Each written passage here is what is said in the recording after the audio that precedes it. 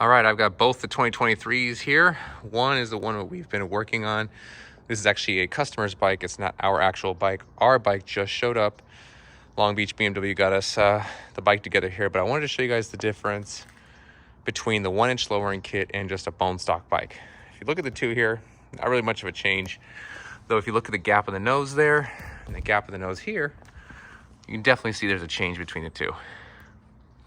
A lot more gap without the link right there. And if you look over here, the back of it, you see there's a link there.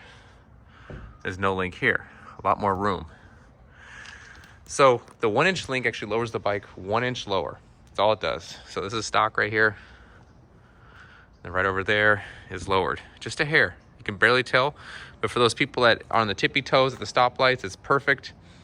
If you lower it like our do-it-yourself video shows you, there's no cutting actually on this one. So on the 2-inch one, there's actually some cutting and some custom stuff you got to do. There's absolutely zero cutting here.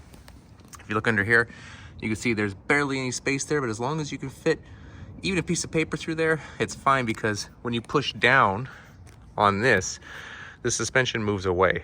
It'll move away from the whole tail. So as long as you got space here, you're good to go.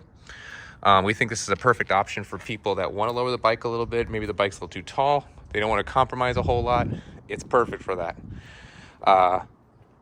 On the 2-inch lowering kit, you have to get this out of the way. You have to move this out of the way. There's a few things you have to do, but on this one, as you can see, we didn't move this. This is perfect. We didn't move this. There's actually space in between that. And you see right there, there's actually space there. And it actually just lowers the bike a little bit.